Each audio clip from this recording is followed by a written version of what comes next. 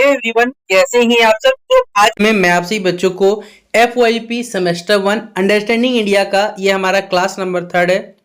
जहाँ पे आप सही बच्चों को हमने अपने प्रीवियस 2 क्लासेस में भारत और भारत के पड़ोसी देशों हो गए या फिर भारत से जुड़े हुए जो भी हमारे पड़ोसी देश है उनसे कौन कौन से राज्य बेसिकली बाउंड्री शेयर करते हैं, कौन कौन से हमारे भारत के साथ और दूसरे देशों के साथ बॉर्डर के नाम क्या है या फिर line of control, line of actual control, हमने ये सारी सारी पढ़ा था। आज हम लोग पढ़ने वाले झारखंड में देखिए हमारे बिरसा मुंडा जी के बारे में या फिर हमारे झारखंड के देखिए जितने भी मोस्टली सेनानी हो गए उनके बारे में, आदिवासी स्वतंत्रता सेनानी हो गए उनके बारे में देखिए हम लोग आज हम पढ़ने वाले हैं। तो इससे सवाल आपके पेपर में बनता है, आप झारखंड के जिस भी यूनिवर्सिटी बिलोंग करेंगे आपका अंडरस्टैंडिंग इंडिया पेपर में यहाँ से सवाल आते हैं। तो चलिए जानते हैं इस वीडियो में। तो वीडियो पसंद आए तो वीडियो को आप लाइक करें, चैनल पर अगर नहीं हुआ है चैनल सब्सक्राइब करें, साथ में बेल आइकन पर क्लिक करें ताकि जब भी हमारा न्यू वीडियो आएगा सबसे पहले आपको अपडेट मिल जाएगा। डिस्क्रिप्शन बॉक्स में आपको टेलीग्राम ग्रुप पर लिंक मिल जाएगा जहाँ जरूर से जुड़िएगा। तो टेलीग्राम ग्रुप पे जरूर से जुड़ जाइएगा ताकि जब भी वॉइस में हमारा कोई वीडियो आएगा या फिर कॉलेज के द्वारा, यूनिवर्सिटी द्वारा अपडेट आएगा तो वहाँ शेयर किया जाएगा। पूछने के लिए आप हमसे फेसबुक, इंस्टाग्राम में जुड़ के जो पूछना रहेगा पूछ लीजिएगा, ठीक है। पहला सवाल देखिए, बिरसा मुंडा जी के बारे में हम लोग हर वर्ष देखिए बिरसा मुंडा जी के बारे में मैं उम्मीद करता हूँ कि हर हमारे झारखंड के जितने भी नौजवान होंगे उनको मालूम होगा या झारखंड के सभी लोगों को मालूम होगा। यहाँ पर बताना है पहला सवाल, और पेपर में आया हुआ सवाल है कि Birsa Munda a tribal freedom fighter belong to which tribe in Jharkhand. देखिए आदिवासी स्वतंत्रता सेनानी आदरणीय श्री बिरसा मुंडा जी झारखंड की किस जनजाति से थे ये हमें बताना है। संथाल, उराव, मुंडा या हो। देखिए हमारे झारखंड में विभिन्न प्रकार की जनजातियां पाई जाती है, उनमें संथाल, उराव, मुंडा, हो ये सब के सब है। लेकिन बिरसा मुंडा जो जी थे वो याद रखिएगा मुंडा जनजाति से क्या करते हैं, बिलोंग करते थे। तो ऑप्शन नंबर क्या हो जाएगा हमारे पास, ऑप्शन नंबर सी इसका राइट आंसर हो जाएगा। अगला सवाल पूछा गया, which movement led by Birsa Munda protested against the British and landlords explorative policy. देखिए भगवान बिरसा मुंडा जी के नेतृत्व में बेसिकली किस आंदोलन ने क्या, जो भी अंग्रेज थे और जमींदारी के द्वारा जो भी शोषणकारी नीतियां चलाई जा रही थी ताकि जो भी झारखंड के लोग हैं उनको क्या किया जा सके, उनका शोषण किया जा सके। उनके देखिए पहले तो जंगल काटे गए, लोगों के ज़मीन छीने गए, जो भी हमारे रिसोर्सेज थे यानी जो भी संसाधन थे उनको यहाँ हड़पा गया। इस चीज़ के विरोध में बिरसा मुंडा जी ने क्या किया, एक आंदोलन किया था। उस आंदोलन का आपको नाम बताना है कि इस आंदोलन के तहत अंग्रेज और जो भी जमींदार लोग थे उनकी नीतियों का क्या किया गया, विरोध किया गया। पहला ऑप्शन है आपके पास स्वदेशी मूवमेंट। देखिए स्वदेशी मूवमेंट वो मूवमेंट है बेसिकली जिसके थ्रू बेसिकली ये मूवमेंट देखा जाए तो गांधी जी के द्वारा आप मान सकते हैं स्टार्टअप किया गया था। और इसके थ्रू क्या किया था, जो भी विदेशी चीज़ थे उनका बहिष्कार करना था और देश से बनी हुई अपने देश में बनी हुई जो भी वस्तुएं उनका क्या करना था, इस्तेमाल करना था। भूदान आंदोलन जो था, अगर आप पढ़िएगा इंटरनेट पे तो आपको पता चलेगा कि भैया आपको जितना भी जमीन है, जमीन का हक है ना वो किसी के स्वामित्व नहीं। अगर सरकार को लगती है कि हाँ जमीन से लोगों को विकास सकता है तो सरकार उस जमीन को ले सकती है। उसे भूदान आंदोलन के तहत रखा गया था कि आप दान कर सकते हैं। फिर एक था चुआर रिवोल्ट या फिर चुआर विद्रोह जिसे कहा जाता है, या फिर उलगुनान मूवमेंट या फिर उलगुनान का विद्रोह कहा जाता है। तो ऑप्शन नंबर सी क्या होगा, चुआर रिवोल्ट हो जाएगा हमारे पास। C number, option number C tick लिया सही जवाब इसका। फिर बताना है भगवान बिरसा मुंडा जी का जो जन्म स्थान है वो क्या है, रांची, चाईबासा, खूंटी या फिर ऑप्शन नंबर डी गुमला। तो जो भगवान बिरसा मुंडा जी है उनका बर्थ प्लेस बताना है यानी उनका जन्म स्थान बताना है। तो याद रखिए खूंटी में क्या हुआ था, उनका जन्म हुआ था। तो ऑप्शन नंबर क्या हो जाएगा, सी नंबर इसका राइट आंसर हो जाएगा। अगला सवाल है भगवान बिरसा मुंडा जी का आपको बताना है कि निधन, ठीक है, बिरसा मुंडा जी का जो निधन हुआ है वो किस वर्ष हुआ था। अगर आप हमारे इतिहास काल में निकालिएगा, हमारे जितना भी स्वतंत्रता सेनानी हो गए जिन्होंने भी देखिए अंग्रेजों या फिर कहा जाए जितने जमींदारी सिस्टम थे इन चीज़ों को विरोध किया, वो सब के सब अगर देखा जाए सबको हमारी अपने ही लोगों ने बेसिकली क्या किया, विश्वासघात किया। बिरसा मुंडा जी का भी पता इसी प्रकार कह सकते हैं, उनके अपने ही लोगों ने उनका पता दे दिया जिस वजह से उनको जेल में डाल दिया गया और उनका निधन हुआ था। लेकिन ये कब की बात है, तो याद रखिएगा बंगाल विभाजन 1905 इसी घटना को याद रख सकते हैं। 1905 और उसके बाद का कुछ ईयर है हमारे पास 1909। तो 1909 में क्या हुआ था, बिरसा मुंडा जी का जो निधन हुआ था। ऑप्शन नंबर सी हो जाएगा। फिर बताना हमारे पास बिरसा मुंडा के नेतृत्व में जो उलगुलान आंदोलन हुआ था उसका प्रमुख उद्देश्य या फिर मुख्य उद्देश्य क्या था। The Ulgulan movement led by Birsa Munda. देखिए हमने अभी पढ़ा उलगुलान मूवमेंट पढ़ा, ठीक है। बिरसा मुंडा के द्वारा इसमें क्या फोकस रखा गया था, लैंड रिफॉर्म्स, मतलब जो जमीन में जमींदारी जो व्यवस्था चल रही है भैया उनको क्या करना, सही करना है। रिलीजियस रिफॉर्म, धार्मिक जो भी सुधार करने हैं उनमें सुधार करने हैं, या ट्राइबल राइट्स एंड ऑटोनॉमी, या इंडस्ट्रियल डेवलपमेंट। आपको सोचो इंडस्ट्रियल डेवलपमेंट तो भाई कभी नहीं हो सकता क्योंकि बिरसा मुंडा जी, आपको मालूम होगा कि भैया झारखंड में जो भी ब्रिटिश अधिकारी लोग थे, जमींदार लोग जो थे, वो जमीनों को हड़प रहे थे, प्लस पेड़ पौधे काट रहे थे। इससे सभी लोग देखिए झारखंड में परेशान थे। तो पहला और दूसरा, जो भी ट्राइबल पीपल थे, यानी जो भी जनजातीय लोग थे या फिर आदिवासी लोग थे, उन लोगों के देखिए हक छीने जा रहे थे। तो उनका पहला उलगुलान मूवमेंट जो था या फिर उलगुलान जो आंदोलन था, उसका प्रमुख उद्देश्य था कि जो ट्राइबल पीपल्स है, यानी जो हमारे पास आदिवासी भाई लोग हैं, उनका राइट्स, उनका अधिकार को क्या सुरक्षित करना है और उनके हाथ में क्या करना है, बेसिकली स्वतंत्रता, उनका जो क्षेत्र है वो उन्हीं को चलाने दिया सकता है। तो ट्राइबल राइट्स एंड ऑटोनॉमी क्या हो जाएगा, ऑप्शन नंबर सी इसका राइट आंसर हो जाएगा। फिर अगला बोला गया, which commission were responsible for the formation of the state of Jharkhand. देखिए आपको मालूम है 15 नवंबर 2000 वो डेट है जिसके बाद बिहार से क्या हुआ, बिहार से झारखंड अलग हुआ और झारखंड स्थापना दिवस हम लोग 15 नवंबर को मनाते हैं, ठीक है। और ये बेसिकली ये झारखंड राज्य का जो गठन हुआ था, इसमें कौन सा आयोग जिम्मेदार था, धार कमीशन या फिर धार समिति, साइमन कमीशन, सरकारिया कमीशन या झारखंड कमीशन, किस कमीशन के थ्रू ये हुआ था, हमें ये बताना है कि कौन सा कमीशन था, ये कौन सा आयोग था जो झारखंड राज्य के गठन के लिए जिम्मेदार था, हमें बताना है। तो किस कमीशन के थ्रू हुआ था, याद रखिएगा साइमन कमीशन। जैसे आपने इतिहास में क्लास 10 के बुक में पढ़ा होगा, go Simon go, Simon go back का नारा आपने सुना होगा। तो झारखंड राज्य में गठन के लिए कौन सा आयोग जिम्मेदार था, वो था साइमन कमीशन। लगभग शायद ये 1928 का टाइम था, ठीक है। फिर अगला बताना है, द झारखंड रीजन व historically non for its rich area. देखिए झारखंड में बेसिकली क्या पाया जाता है या फिर किस चीज का प्रचुर मात्रा पाया जाता है, भंडार पाया जाता है, डायमंड्स का, गोल्ड का, कोल का, बॉक्साइट का।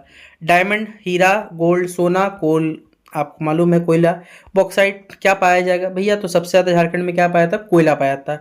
और कोयले के रिसोर्स के कारण ही बेसिकली झारखंड जाना जाता है। तो ऑप्शन नंबर क्या हो जाएगा, सी नंबर इसका राइट आंसर हो जाएगा। फिर अगला सवाल पूछा गया है, when was Jharkhand officially established as a separate state of India. Jharkhand को आधिकारिक तौर पर भारत के एक अलग राज्य के रूप में कब स्थापित हुआ, हमने बताया ना 15 नवंबर 2000 को क्या हुआ था, झारखंड बिहार से अलग हुआ और अपना स्थापना दिवस हर वर्ष हम लोग 15 नवंबर मनाते हैं। तो 2000 को क्या हुआ, झारखंड आधिकारिक रूप से क्या हुआ, बिहार से अलग हुआ और एक अलग राज्य के रूप में स्थापित हो गया। फिर अगला बताना है, जेएमएम आपको नाम सुना होगा, वर्तमान हमारी मुख्यमंत्री जी की सरकार पार्टी, ठीक है। इसके जनक या फिर आपको मालूम होगा, पहले जान लीजिए कि इसके जनक किन्हें माना जाता है, इसकी स्थापना किसके द्वारा की गई थी। तो शिबू सोरेन, आपने नाम सुना होगा, गुरुजी जी ने फेमस नाम से बुलाया जाता है। तो जेएमएम जो पार्टी है बेसिकली झारखंड मुक्ति मोर्चा, ये किसके द्वारा स्थापना की गई थी, तो शिबू सोरेन के द्वारा स्थापना की गई थी। ऑप्शन नंबर क्या हो जाएगा, ए नंबर इसका राइट आंसर। फिर बताना है, which city serve as the capital of Jharkhand. बताइए भैया, कैपिटल ऑफ झारखंड बताना है, कौन सा शहर झारखंड की राजधानी रूप में कार्य करता है, धनबाद, जमशेदपुर, रांची, बोकारो। तो इतना हार्ड सवाल आप लोग बताइएगा, ये आप लोग के लिए छोड़ दिया जाता है, जो भी लगता है आपको उत्तर अपने हिसाब से बता लीजिएगा, ठीक है। फिर बताना है, which river is not a part of the major river system in India. देखिए यहाँ पर आपको क्या 4 नदी का नाम दिया गया, ठीक है। आप चारों नदी के नाम सुने होंगे, लेकिन ये सब के सब में से एक ऐसा नदी है जो झारखंड की प्रमुख नदी प्रणाली में नहीं है, मतलब मेजर रिवर सिस्टम जो बड़े बड़े नदियों में निर्माण में काम आती है। दामोदर आपने सुना होगा, स्वर्ण रेखा नदी एकदम सुना होगा, महानदी भी आपने नाम जरूर सुना होगा और सोन नदी तो सुना ही होगा, ठीक है। ये सब के सब नदी का है, लेकिन आपको मालूम है कि क्या महानदी हमारे रिवर सिस्टम में पार्ट है, भाई नहीं है ये महानदी, ठीक है। इसलिए क्या हो जाएगा, ऑप्शन नंबर सी इसका राइट आंसर हो जाएगा, महानदी। अगला बताना है, विच नेशनल पार्क इन झारखंड। देखिए झारखंड में ऐसा कौन सा हमारे पास नेशनल पार्क यानी राष्ट्रीय उद्यान है जहां बाघों की आबादी के लिए जाना जाता है, मतलब टाइगर पॉपुलेशन के जाना जाता है। Palamu tiger reserve, Betla national park, Hazaribagh national park, dalma wild life sanctuary कहाँ पर है। हमारे पास देखिए 4 नेशनल पार्क के नाम दिए गए और इनमें से बताना है कि इनमें से जो हमारे नेशनल पार्क में सबसे ज़्यादा बाघ कहाँ मिल रहा है भैया, तो पलामू टाइगर रिजर्व आप याद रखिएगा, पलामू जो हमारे पास टाइगर रिजर्व है वहाँ मिलते हैं। तो ऑप्शन नंबर ए हो जाएगा इसका राइट आंसर। अगला बताना है, which mineral is the primary contributor to Jharkhand economy. Jharkhand की इकोनॉमी यानी झारखंड की अर्थव्यवस्था के लिए किस खनिज का प्राथमिक योगदान है, हमें ये बताना है। कोल यानी कोयला, आयरन का, कॉपर का, बॉक्साइट का। आप खुद सोचिए झारखंड की अर्थव्यवस्था सबसे ज्यादा योगदान किसका है भैया, कोयला का। आंख मूंद कर टिक करिएगा तो सही जवाब होगा। ऑप्शन नंबर क्या हो जाएगा, ए नंबर इसका राइट आंसर हो जाएगा। अगला सवाल है, the tribal festival Sarhul is mainly celebrated by which community, tribal community Jharkhand. जो सरहुल त्यौहार है झारखंड में देखिए किस आदिवासी समुदाय द्वारा मनाया जाता है, तो मुंडा के द्वारा, उराव के द्वारा, हो के द्वारा, या इनमें से सभी कथन सही है। तो देखिए सरहुल जो त्यौहार है वो सभी जनजातियों के द्वारा मनाया जाता है, मुंडा भी, उराव भी, हो भी, तो ये सभी कथन सही है, इसलिए ऑप्शन नंबर क्या हो जाएगा, डी नंबर इसका राइट आंसर होगा। अगला सवाल बोला गया है व्हाट इज मिक्स्ड इकोनॉमी, मिश्रित अर्थव्यवस्था क्या है। आपके सिलेबस में मिश्रित अर्थव्यवस्था का भी टॉपिक दिया हुआ है। तो भैया मिक्स्ड इकोनॉमी क्या होता है, जहां पर पब्लिक सेक्टर यानी कि सरकारी सेक्टर यानी सार्वजनिक क्षेत्र जिसे आप कह सकते हैं, प्राइवेट सेक्टर मतलब निजी क्षेत्र होता है हमारे पास, और पब्लिक एंड प्राइवेट सेक्टर यानी कि जिनमें पब्लिक यानी सार्वजनिक भी होगा सभी के लिए, और निजी जिनका दोनों का काम हो, या फिर नन ऑफ द जिनमें से कोई भी नहीं होगा। आप खुद सोचो मिक्स्ड इकोनॉमी किसका पार्ट हो सकता है भाई, जहां प्राइवेट वाला भी पब्लिक वाला सब मिलकर काम कर, उस सेक्टर को हम लोग बोलते हैं मिक्स्ड इकोनॉमी रूप से जानते हैं। तो ऑप्शन नंबर क्या हो जाएगा, C number public and private sector both इसका राइट आंसर हो जाएगा। फिर अगला सवाल है आपसे बच्चों से पूछा गया है कि which factor of production is most mobile. ठीक है, उत्पादन का, यहाँ मोबाइल मतलब अपना सेलफोन मत सोच लीजिएगा, यहाँ गतिशील होता है मतलब जिसमें सबसे ज्यादा मूवमेंट हो सकता है। उत्पादन का सबसे गतिशील कारक कौन सा होता है ये बताना है, लैंड भूमि, ऑप्शन नंबर बी है लेबर श्रम, ऑप्शन नंबर सी है कैपिटल, ऑप्शन नंबर डी है ऑर्गेनाइजेशन या संगठन। आप खुद सोचो एज ए इंडिविजुअल, क्या भैया जमीन कहीं जा सकता नहीं, श्रम उसको मूव कराना इतना इजी नहीं है, संगठन को भी नहीं है, लेकिन पूंजी बहुत जल्दी ट्रांजेक्शन हो सकता है यहाँ से हुआ। तो ऑप्शन नंबर क्या हो जाएगा, सी कैपिटल इसका राइट आंसर होगा। फिर बोला गया which sector contributes highest to the GDP in India. आप कुछ सोचो हमारे भारत के जीडीपी में सबसे ज्यादा कौन से क्षेत्र का योगदान रहता है, एग्रीकल्चर सेक्टर का यानी कृषि क्षेत्र का, इंडस्ट्रियल यानी औद्योगिक क्षेत्र का, या सर्विस सेक्टर, या फिर नन ऑफ दी। देखिए कोई भी देश हो सबसे बड़ा जो सेक्टर होता है जिसमें सबसे ज्यादा पैसा बनता है वो होता है सर्विस सेक्टर। यानी क्या करते हो आप घर पे बैठे हो, जैसे आप देखते हो आजकल सब के सब क्या कर रहे हैं, बैठ के स्टॉक मार्केट से पैसा कमा रहे हैं। भाई स्टॉक मार्केट है क्या, आप घर पे बैठे हुए ट्रेडिंग कर रहे हो। ट्रेडिंग मतलब यहाँ पर आप कोई भी कंपनी सामान बेच रहा है, उसका शेयर है, आप शेयर को खाली इधर से मूवमेंट कर रहे हो और बैठ के आप पैसा छाप रहे हो यहाँ पर। तो वो सर्विस सेंटर के अंतर्गत है, आप ना कहीं गए किसी डिस्ट्रीब्यूटर के पास, ना आपने सामान बेचा, बैठे बैठे आप जगह से कमाए। इसी प्रकार अमेरिका जैसे बड़े देश क्या करते हैं, ये सबके सब सर्विस सेक्टर पर बहुत डिपेंडेंट होते हैं, तो इनका जीडीपी इसलिए ज़्यादा रहता है। तो सर्विस सेक्टर क्या हो जाएगा, ऑप्शन नंबर सी सर्विस इसका राइट आंसर हो जाएगा। फिर बोला गया which sector contributes to make in India. इनमें से देखिए कौन सा सेक्टर है जो कि मेक इन इंडिया यानी हमारे पास मेक इन इंडिया जो प्रोग्राम बिजी चलाया गया था, इसमें सबसे ज्यादा योगदान किसका रहता है, ऑटोमोबाइल यानी गाड़ी उड़ी बनाने की इंडस्ट्री, कंस्ट्रक्शन का, बायोटेक्नोलॉजी का, या फिर ऑल ऑफ दी। देखिए आप हर साल अगर बजट सुनते होंगे तो आपको मालूम होगा कि भारत सरकार जो है वो ऑटोमोबाइल इंडस्ट्री यानी गाड़ियों में निवेश करती है अच्छा खासा, कंस्ट्रक्शन में आप लगातार देखते चलोगे कि आज इसमें वर्तमान देखा जाए भाई बहुत अच्छे अच्छे रोड्स बने हुए, ब्रिजेस बने हुए, सबके काम चल रहा है। बायोटेक्नोलॉजी पे भी हम लोग काम कर रहे हैं। तो ये सभी क्षेत्र है जो कि भारत को क्या करें, मजबूत कर रहे हैं। तो मेक इन इंडिया के तहत बेसिकली ये सारे के सारे जो सेक्टर है बेसिकली ये मेक इन इंडिया को क्या कर रहे हैं, इनमें सभी का योगदान है, इसलिए ऑल ऑफ दिस पे यहाँ पर आप टिक करिएगा, और इसलिए रेड कलर पे आपको ऑप्शन पे शो किया जा रहा है यहाँ पर। फिर बोला which is the number one industry in India. देखिए भारत में कौन सा जो उद्योग है वो एक नंबर यानी फर्स्ट नंबर पोजीशन में चल रहा है, अगर यानी टेक्सटाइल इंडस्ट्री। देखिए इनमें से चार ऑप्शन से बताना, ठीक है, टेक्सटाइल है, जूट है, सुगर है, या फिर नन ऑफ दीज। देखिए सबसे ज्यादा चलता है जो कपड़ा उद्योग है हमारा, टेक्सटाइल इंडस्ट्री जिसे हम लोग कहते हैं, वस्त्र उद्योग। ऑप्शन नंबर क्या हो जाएगा, ए नंबर इसका राइट आंसर हो जाएगा। अगला बोला गया केसीसी, जैसे आपने सुना होगा केवाईसी नो योर कस्टमर, उसी तरह केसीसी जिसे हम किसान क्रेडिट कार्ड कहते हैं, ये बेसिकली भारत में कब लागू हुआ था ये बताना है। सितंबर 1998 को, जुलाई 1998, अगस्त 1998, या फिर अक्टूबर 1998। तो याद रखिएगा ये किसान क्रेडिट कार्ड जो स्टार्ट किया गया था वो अगस्त 1998 में स्टार्ट किया गया था। फिर नाबार्ड का आपको मुख्यालय बताना है, ठीक है, याद रखिए ये पेपर में आया हुआ सवाल है। नाबार्ड का मुख्यालय पूछा जाता है आपसे, फिर आपसे पूछा है नीति आयोग के अध्यक्ष कौन है, ये सब सवाल आते हैं।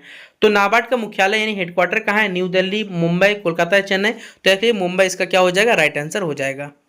अगला बताना है which state in India is the largest producer of milk in 2022। देखिए ये डेटा क्या हो सकता है, आपके यूनिवर्सिटी द्वारा बेसिकली 2024 से चेंज किया जा सकता है। अभी करंटली देखो सबसे ज्यादा चार ऑप्शन में देखोगे ना तो अभी भी यूपी में ही चल रहा है, ये नहीं कि नहीं, इस चार ऑप्शन में से आप यूपी सिलेक्ट कर सकते हो, लेकिन देखना पड़ेगा क्योंकि पंजाब हरियाणा क्षेत्र में ये सब के सब लगातार मिल्क प्रोडक्शन को बढ़ा कर रहे हैं। गुजरात में भी देखिएगा तो बहुत बड़ा चल रहा है, तो ऑप्शन के हिसाब से आपको टिक करना रहता है। तो अभी फिलहाल इस ऑप्शन इस क्वेश्चन के तहत क्या टिक करिएगा, उत्तर प्रदेश यानी यूपी इसका राइट आंसर हो जाएगा।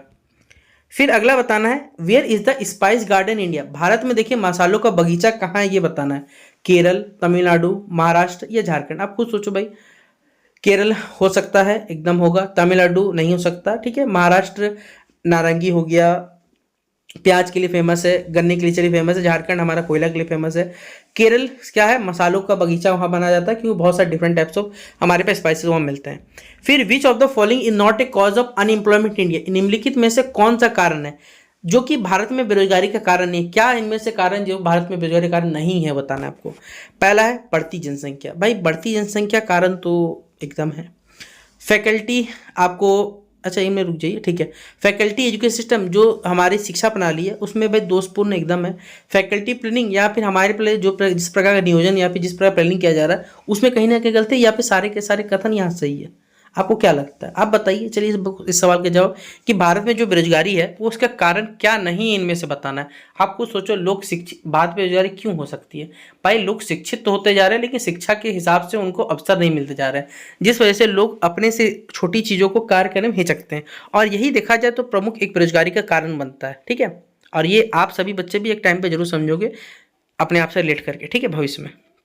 अगला बताना है, भारत में देखिए आर्थिक सुधार जो है वो कब शुरू किए गए थे। देखिए भारत में क्या हुआ था, 1991 में लगभग एलपीजी लाया गया था। एलपीजी मतलब गैस सिलेंडर मत सोचिएगा, लिबराइजेशन, प्राइवेटाइजेशन, ग्लोबलाइजेशन, ठीक है, यानी 3 चीज लाए गए थे जिससे क्या हुआ था, भारत में देखिए बहुत ज़्यादा कहा जाए हमारा सोना बाहरी देशों में यानी ब्रिटेन के कहा जाए वहाँ गिरवी रखना पड़ा था, इतना ज़्यादा हमारा आर्थिक स्थिति खराब हो चुका था। लेकिन अभी वर्तमान के आपको मालूम होगा, डॉक्टर मनमोहन सिंह जी की कह सकते हैं सूझबूझ से एलपीजी रिफॉर्म्स लाए गए, और उसी के तहत यहाँ भारत में क्या हुए थे, बाहरी कंपनियों का यहाँ पर जो कह सकते हैं इन्वेस्टमेंट स्टार्ट हुआ, एफडीआई आया भारत में, ग्लोबलाइजेशन बढ़ा, ये सारे के सारी चीज़ जो थे वो एलपीजी रिफॉर्म्स के थ्रू ही थे। और ये कौन सा साल था, वर्ष याद रखिए 1991 था। अगला बताया गया कौन सा कंट्री भारत को सबसे ज़्यादा एफडीआई देता है। देखिए ये क्वेश्चन में अभी देखा जाए ना तो भारत में सबसे ज़्यादा तो एफडीआई जो है ना 2024 में आया था ना, वो सऊदी अरेबिया से आया था। बोले सर सऊदी अरेबिया से क्यों, क्योंकि भारत के मोस्टली आदमी जो है ना, भारत बोलिए या बाहरी जितने कंट्रीज है आदमी, देखिए मोस्टली अमेरिका नहीं जा पाता है, चाइना तो नहीं जाता है, मॉरिशस नहीं, यहाँ पर देखिएगा तो ठीक है भैया चलिए सिंगापुर है, लेकिन अगर करेंट डेटा देखते चलोगे तो वहाँ पर आपको मिल जाएगा कतर मिल जाएगा, ओमान मिल जाएगा, सऊदी अरबिया, इस टाइप का ऑप्शन देखोगे तो सबसे ज़्यादा सऊदी अरबिया जाता है, ठीक है, क्योंकि वहाँ पर माना जाता है कि भैया आपका लोग जो मोस्टली हमारे पास है लोग वहाँ काम करने आते हैं और वहाँ से पैसा भेजते हैं तो उसे एफडीआई हम लोग कहते हैं। तो इस ऑप्शन के इस क्वेश्चन के ठीक है, सिंगापुर हमारे पास राइट आंसर होगा। फिर बताना है which challenges are faced by the Indian economy, भारतीय अर्थव्यवस्था को किन चुनौतियों का सामना करना पड़ रहा है। भाई जनसंख्या घनत्व का, लगातार जनसंख्या बढ़ती जा रही है, एम्प्लॉयमेंट का एकदम सही है, पॉवर्टी गरीबी बढ़ती जा रही है, ये तीनों ही कथन सही, इसलिए ऑप्शन नंबर डी क्या होगा, राइट आंसर होगा। What type of employment is found in India, देखिए भारत में किस प्रकार की बेरोजगारी मुख्यतः पाई जाती है, क्या वो स्ट्रक्चरल है, संरचनात्मक है, सीजनल है, मौसमी बेरोजगारी है, डिस्गाइज्ड है, प्रच्छन्न बेरोजगारी जिसे कहते हैं, और option number D all of these है। तो भारत में देखिए जो बेरोजगारी है वो है सीजनल, मौसमी बेरोजगारी देखी जाती है भारत में। क्यों, क्योंकि यहाँ पर जो लोग रहते हैं कुछ हिसाब से सीजन पे वर्क करते हैं, बाकी सीजन उन्हें जॉब नहीं मिल पाता जिस वजह से वो बेरोजगार रह जाते हैं। तो ये सीजनल एम्प्लॉयमेंट क्या होता है, राइट आंसर हो जाएगा। फिर बताना है इनमें से विश्व झारखंड में से कौन सा पेड़ नहीं मिलता। भाई पलाश मिलता, कुसुम मिलता, महुआ पेड़ मिलता, चंदन का पेड़ नहीं मिलता। तो ऑप्शन नंबर क्या हो जाएगा, डी नंबर इसका राइट आंसर होगा। और इसी प्रकार आज का ये वीडियो हमारा समाप्त होता है, जहाँ पर आप सभी बच्चों को हमने जितने इंपॉर्टेंट क्वेश्चन झारखंड से बन सकते थे वो हमने आपको करवा दिए।